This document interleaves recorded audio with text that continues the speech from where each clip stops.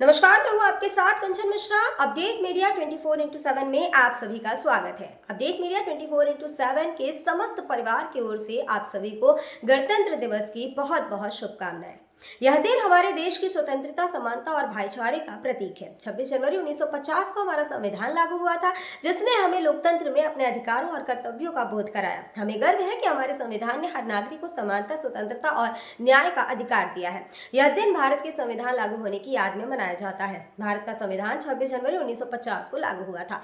इस दिन दिल्ली के राजपथ पर परेड और झांकियां निकाली जाती हैं। भारत के राष्ट्रपति तिरंगा फहराते हैं और 21 तोपों की सलामी दी जाती है।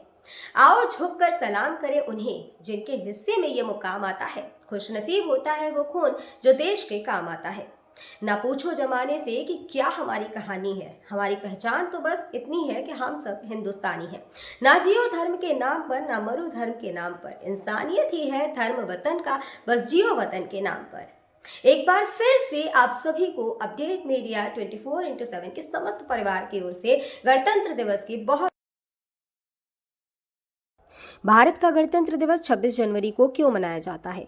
जैसा कि आप जानते हैं कि गणतंत्र दिवस हमारा राष्ट्रीय पर्व है जो 26 जनवरी को मनाया जाता है। हर साल गणतंत्र दिवस के दिन भव्य परेड का योजना बनाया जाता है जो इंडिया गेट से राष्ट्रपति भवन तक होता है। इस परेड के दौरान थल सेना, वायुसेना और नौसेना के जवान शामिल होते हैं। इस परेड के दौरान तीन सेनाओं के प्रमुख राष्ट्रपति को सलामी देते हैं। यही नहीं, इस दिन तीन सेनाएं आधुनिक हथियारों का प्रदर्शन भी करती हैं जो राष्ट्रीय शक्ति का प्रतीक है। लेकिन आप जानते हैं कि गणतंत्र दिवस 26 जनवरी को ही क्यों मनाया जाता है? दरअसल 1950 ईस्वी में मुझे भारत सरकार अधिनियम को हटाकर भारत का संविधान लागू किया गया था। संविधान को लागू करने के लिए 26 जनवरी का दिन इसलिए चुना गया क्योंकि साल 1929 में दिसंबर में लाहौर में भारतीय राष्ट्रीय कांग्रेस का अधिवेशन पंडित जवाहरलाल नेहरू की अध्यक्षता में हुआ था। इस अधिवेशन में प्रस्ताव पारित कर इस बात की घोषणा की गई कि यदि अंग्रेज सरकार द्वारा 26 जनवरी 1930 तक भारत को स्वतंत्र देश का दर्जा नहीं दिया गया तो भारत को पूर्ण रूप से स्वतंत्र देश घोषित कर दिया जाएगा। जब अंग्रेज सरकार ने कुछ नहीं किया तब कांग्रेस ने 26 जनवरी 1930 को भारत को पूर्ण स्वराज घोषित कर दिया। 26 जनवरी 1950 के दिन सुबह 10:18 पर भारत एक गणतंत्र बना। इसके 6 मिनट बाद 10:24 पे राजेंद्र प्रसाद ने भारत के पहले राष्ट्रपति के रूप में शपथ ली। इस दिन पहली बार बतौर राष्ट्रपति डॉक्टर राजेंद्र प्रसाद बग्घी पर बैठकर राष्ट्रपति भवन से निकले थे। इस दिन पहली बार भारतीय सैन्य बल की सलामी ली। पहली बार उन्हें गॉर्ड ऑफ स्वामित्व दिया गया था। गणतंत्र दिवस के दिन भारत में राष्ट्रीय अवकाश भी घोषित किया जाता है। यह हमारे देश के लिए बेहद ही खास पर्व है। साथ ही यह हमारे लिए बेहद ही गर्व का विषय है कि हमारे राष्ट्र को एक गणराज्य के रूप में स्थापित हुए 76 वर्ष पूरे हो चुके हैं। देश की संप्रभुता और एकीकरण को दर्शाने वाला यह त्योहार हर भारतीय के मन में देशभक्ति की भावना का संचार करता है। 26 जनवरी 1950 21 तोपों की सलामी के साथ तिरंगा फहराते हुए राष्ट्रपति डॉक्टर राजेंद्र प्रसाद ने स्वतंत्र भारत का स्वनिर्मित संविधान लागू किया। भारत के नए युग की शुरुआत के साक्षी देशवासियों सहित सी गोपालाचारी, जवाहरलाल नेहरू, सरदार पटेल जैसे गणमान्य बने। मात्र 3 साल पहले आजादी की सुबह देखने वाले देश ने अपना संविधान बनाकर विश्व को अपनी संप्रभुता का परिचय दिया। हालांकि ये डगर इतनी आसान नहीं थी। इतिहास के पन्नों को टटोले तो मालूम होता है कि स्वराज के साथ ही अपने संविधान, हक और हुकूम की लड़ाई बेहद चुनौती भरी थी। दरअसल अंग्रेजों की गुलामी से त्रस्त देशवासियों को प्रथम विश्व युद्ध के दौरान एक सुनहरा अवसर हाथ लगा जब ब्रिटेन की ओर से मदद की गुहार लगाई गई। भारतीयों ने सहर्ष प्रस्ताव स्वीकार किया और वर्ल्ड वॉर में ब्रिटेन के साथ खड़े नजर आए।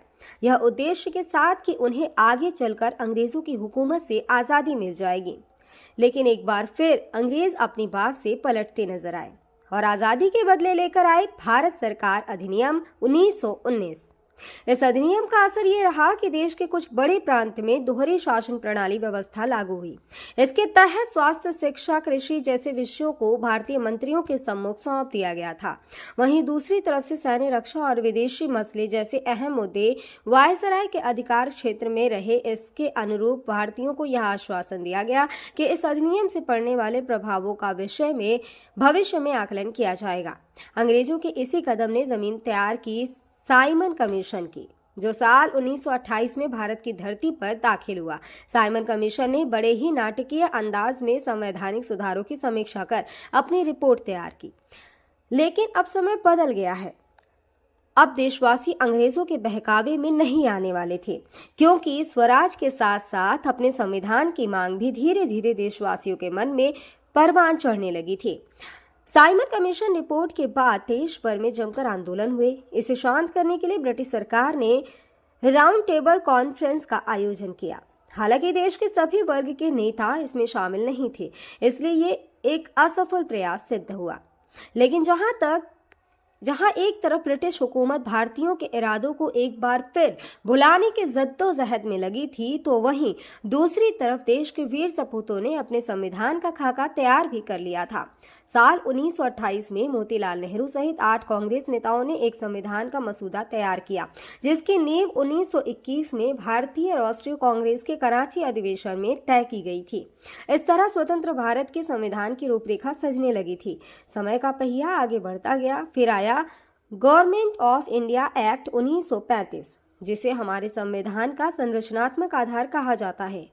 दूसरे शब्दों में कहें तो यह एक फाउंडेशन बन गया, जिसके ऊपर मौजूदा संविधान की भव्य इमारत खड़ी हो गई। एक्ट 1935 भारत के लिए आज़ादी की सुगबुगाहट के साथ आया, लेकिन आज़ादी की आहट के साथ मुस्लिम लीग और कांग्रेस के बीच मतभेदों की खाई गहरी होती जा रही थी। दोनों के बीच तल्खियां इतनी बढ़ चुकी थी कि बुनियादी मुद्दों पर भी समझौते की गूंज तक नहीं रही थी। हालांकि इन सभी विवादों से आगे बढ़ते हुए भारतीय नेता अपने लक्ष्य की ओर बढ़ रहे थे। दूसरे विश्व युद्ध के दौरान 1945 में सभी पार्टियों की सहमति से संविधान का प्रारूप तैयार कर लिया गया था, जिसे सार्वभौमिक वयस्क फ्रेंचाइजी स्वतंत्रता और समानता के साथ अल्पसंख्यकों के अधिकारों की रक्षा का विशेष ध्यान रखा गया था। इसके साथ ही भारत छोड़ो आंदोलन और आजाद हिंद फौज की निर्भीकता ने अंग्रेजों ने भारत में अनंत काल तक राज करने का सपना चूर चूर कर दिया था। जैसे जैसे भारतीय राष्ट्रीय आंदोलन जोर पकड़ता गया, ब्रिटिश हुकूमत पर संविधान निर्माण के लिए संविधान सभा के गठन का दबाव भी बढ़ता गया। इस गहमा गहमी के बीच आखिरकार 9 दिसंबर 1946 में नई दिल्ली के संवैधानिक हॉल में संविधान सभा की पहली बैठक हुई, जिसमें महात्मा गांधी को छोड़कर उस वक्त के राष्ट्रीय आंदोलन से जुड़ी करीब हर बड़ी शख्सियत शामिल थी, जिसका मुस्लिम लीग ने भारत को 2 हिस्सों में बांटे नए मुल्क पाकिस्तान की मांग को लेकर बैठक का बहिष्कार किया। लिहाजा पहली बैठक में कुल 207 सदस्यों ने हिस्सा लिया, जहां सभा के सबसे वरिष्ठ सदस्य डॉक्टर सच्चिदानंद सिन्हा को सभा का अस्थायी सदस्य चुना गया। हालांकि 2 दिन बाद 11 दिसंबर को डॉक्टर राजेंद्र प्रसाद सभा के अध्यक्ष निर्वाचित हुए और डॉक्टर एच.सी. मुखर्जी और वी.टी. कृष्णमाचारी को सभा का उपाध्यक्ष बनाया गया। इसी कड़ी में आया सुनहरा दिन 15 अगस्त 1947 का, जब गुलामी की बेड़ियों को तोड़ भारत ने आज़ादी की नई सुबह देखी। देशवासियों में जोश भरते हुए आज़ाद भारत के प्रथम प्रधानमंत्री जवाहरलाल नेहरू ने बुलंद आवाज में देश को संबोधित किया। इतिहास के पन्नों में यह भाषण ट्रस्ट विद डेस्टिनी नाम से दर्ज हुआ। इसके साथ ही तेज हुई संविधान निर्माण की प्रक्रिया। आज़ादी के बाद चुनौतियों में इजाफा हुआ। संविधान पर सामग्री की कमी थी, लेकिन उसका सही चयन और उचित व्याख्या का काम बहुत जटिल था। बी.एन. राव द्वारा तैयार किए गए संविधान के प्रारूप पर विचार विमर्श करने के लिए संविधान सभा 29 अगस्त 1947 को एक संकल्प पारित करके प्रारूप समिति का गठन किया। इसके अध्यक्ष के रूप में डॉक्टर भीमराव अंबेडकर को चुना गया। इस समिति में अंबेडकर के अलावा 6 और सदस्य थे। संविधान निर्माण के दौरान कई अहम फैसले लिए गए, जिसके राष्ट्रमंडल के समूह में भारत की सदस्यता, राष्ट्रध्वज का चयन, साथ ही राष्ट्रगान और राष्ट्रनीति का चुनाव शामिल था। यहाँ दिलचस्प बात यह है कि संविधान में सबसे पहले नंबर पर आने वाली उद्देशिका सबसे अंत में पारित हुई। संविधान अगर राजनीतिक असंवैधानिक दस्तावेज है, तो प्रियम्बल एक ग्रंथ को दार्शनिक नजरिया प्रदान करती है। डॉक्टर भीमराव अंबेडकर की अगुवाई में संविधान निर्माताओं ने 60 देशों के संविधानों का अध्ययन किया। 4 नवंबर 1948 को संविधान का अंतिम प्रारूप पेश किया।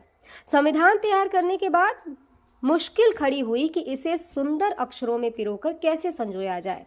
इस उधेड़-बुन के बीच प्रेम बिहारी नारायण रायजादा का नाम सामने आया, जो कि अपने दौर के सबसे विख्यात कैलीग्राफर थे।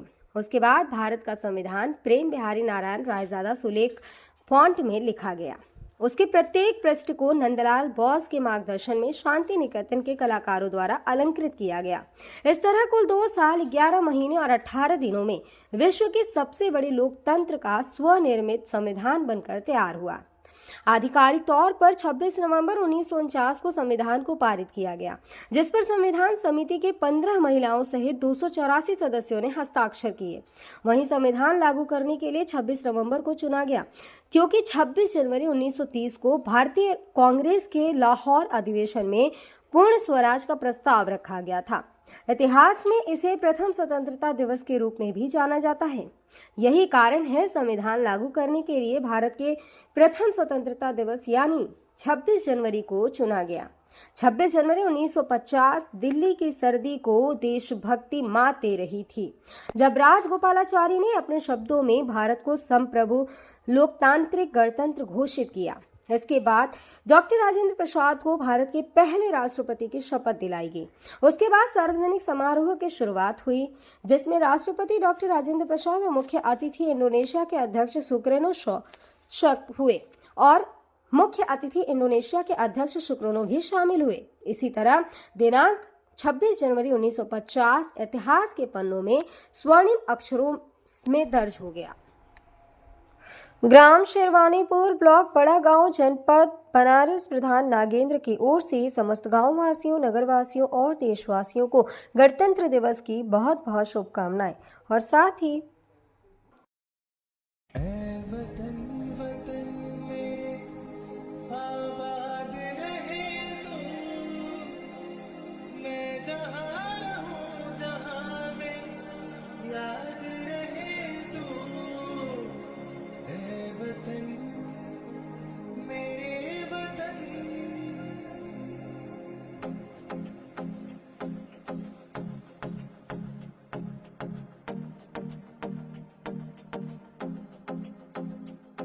मेरा रंग दे,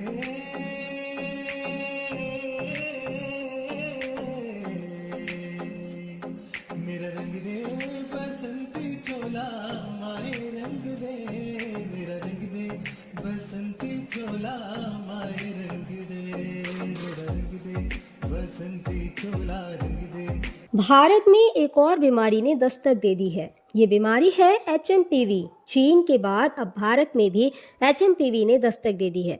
भारत में HMPV के 2 केसेस मिले हैं, जिसके बाद लोगों के मन में डर और सवाल पैदा हो गए हैं।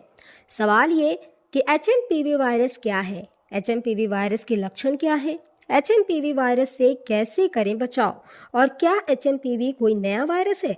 अगर आपके मन में भी ये सवाल है तो यहाँ आपको हर सवाल के जवाब मिल जाएंगे। चीन में ह्यूमन मेटान्यूमो वायरस की वजह से वायरल बुखार श्वसन संक्रमण के बड़े मामले सामने आ रहे हैं। कर्नाटक में 2 मामले सामने आए हैं, जिनमें बेंगलुरु में भी 8 महीने की बच्ची में इस वायरस के संक्रमण का मामला सामने आया है। अब सवाल ये है कि आखिर HMPV क्या है? HMPV यानी ह्यूमन मेटान्यूमो वायरस एक श्वसन वायरस है जो फ्लू जैसे लक्षण पैदा करता है। अब निचले और ऊपरी श्वसन संक्रमण जैसे सर्दी का कारण बनता है।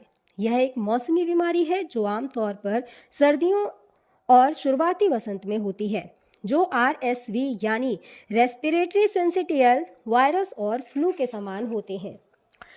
इससे बचाव के लिए HMPV आमतौर पर बच्चों में ही डिटेक्ट होता है।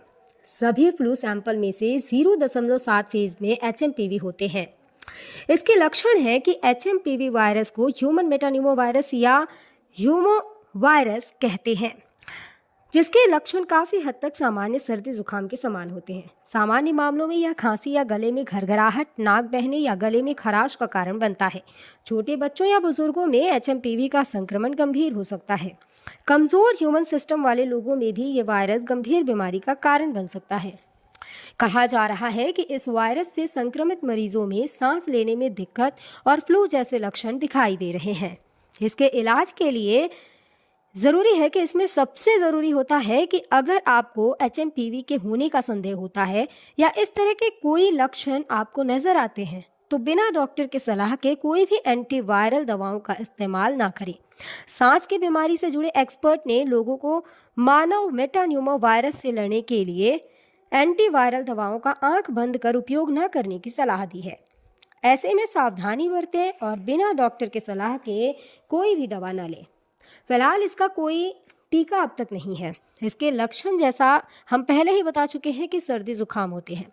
2023 में England, Britain, Finland, Australia, Canada, America और चीन में HMPV का पता चला था।